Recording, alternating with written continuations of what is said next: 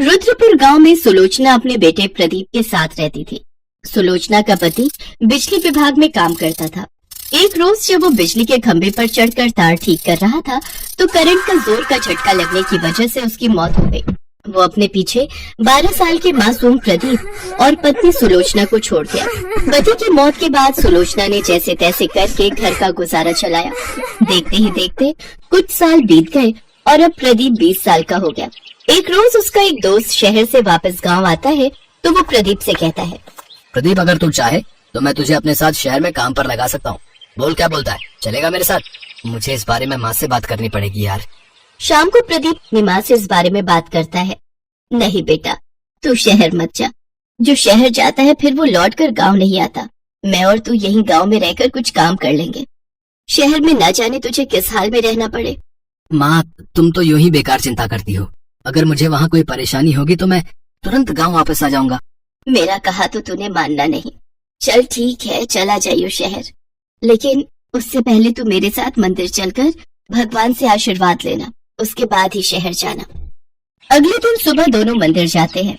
हे महादेव, आप ही हमारा सहारा है। मेरे बेटे को आशीर्वाद दो भगवान कि वो अपनी जिंदगी की शुरुआत अच्छे से कर सके। इसके बाद प्रदीप शहर चले जाता है।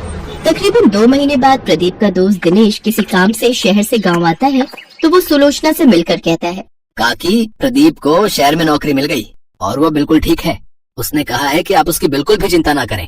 ये बात सुनकर सुलोचना बड़ी खुश होती है और मंदिर जाकर शिव जी के आगे प्रसाद चढ़ाती है।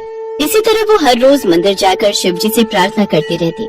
प्रदीप हर महीने अपनी माँ को खर्चे पानी के लिए रुपए भेजता रहता। ऐसे ही समय बीतता गया। प्रदीप को शहर गए 1 साल बीत गया, लेकिन पिछले 2 महीनों से न तो उसने पैसे भिजवाए और न ही उसकी कोई खबर आई। ये देख सुलोचना चिंता में पड़ गई। फिर एक दिन उसे गांव में दिनेश दिखाई दिया तो वो भागते हुए उसके पास गई और कहने लगी, अरे दिनेश, तू गांव कब आया और मेरा प्रदीप कैसा है? कई रोज हो गए, उसकी कोई खबर ही नहीं आई। अब काकी, मैं आपसे मिलने ही आ रहा था। प्रदीप इन दिनों बहुत परेशान है। उसकी नौकरी चली गई है। फिर उसने खुद का काम शुरू करने की सोची, जिसके लिए उसने कर्ज उठाया, लेकिन अब कर्ज न चुका पाने की वजह से वो लोग उसे जाने नहीं दे रहे हैं। ये बात सुनकर सुलोचना के होश उड़ जाते हैं और वो दिनेश के साथ शहर चली जाती है। अरे माँ, तुम्हें यहाँ आने की क्या जरूरत थी? ये लोग तुम्हें भी पकड़ लेंगे। तू परेशान मत हो, मैंने कुछ पैसे बचा कर रखे हैं। इन लोगों को वो पैसे देकर कुछ दिन की मोहलत मांग लेंगे। फिर वो प्रदीप के साथ उस लाला के पास जाती है जिससे उसने पैसे उधार लिए थे। साहब, हमें कुछ दिनों की मोहलत और दे दीजिए। ये लड़का मेरा पैसा खाकर यहाँ से भागने की कोशिश कर रहा था और अब तू आई है यहाँ इसे ले जाने के लिए। पहले मेरे पैसे दे, तभी मैं इसे छोड़ूंगा। अभी तो मेरे पास ये कुछ पैसे ही हैं, आप इन्हें रख लीजिए। कुछ दिनों में मैं आपके सारे पैसे लौटा दूंगी। ठीक है, मैं तुम्हें 30 दिन की मोहलत देता हूँ। फिर वो दोनों मंदिर जाते हैं और परेशान होकर मंदिर के बाहर सीढ़ियों पर बैठे हुए होते हैं कि तभी उनके पास एक बुजुर्ग आदमी आता है और उनसे कहता है, क्या बात है, आप दोनों बड़े परेशान लग रहे हो। इसके बाद सुलोचना उसको सारी बात बताती है। तुम दोनों परेशान मत हो, अपने भोले बाबा बड़े दयालु हैं, वो सब ठीक कर देंगे। मैं इस मंदिर के बाहर कई सालों से पकौड़ों का ठेला लगाता हूँ, लेकिन अब मेरी उम्र हो गई है और अब मुझसे यह संभलता नहीं। अगर तुम दोनों चाहो तो मेरे ठेले पर काम कर सकते हो। जो भी कमाई होगी उसमें से 3 हिस्से होंगे, जिसमें से 2 तुम्हारे और 1 मेरा। अच्छा, अब मैं चलता हूँ। फिर वो दोनों उस ठेले पर मन लगाकर काम करने लगे। सुलोचना के हाथ के पकौड़े सबको बहुत पसंद आए।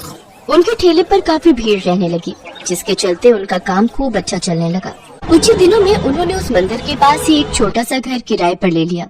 इसी बीच मंदिर के बाहर कुछ गरीब आते थे जिनका पकौड़े खाने का बड़ा मन होता, लेकिन अपनी गरीबी के कारण वो उसे खरीद नहीं पाते। उन लोगों को सुलोचना बिना पैसे लिए मुफ्त में पकौड़ी चटनी खिला देती थी। ऐसे ही 1 महीना बीत जाता है।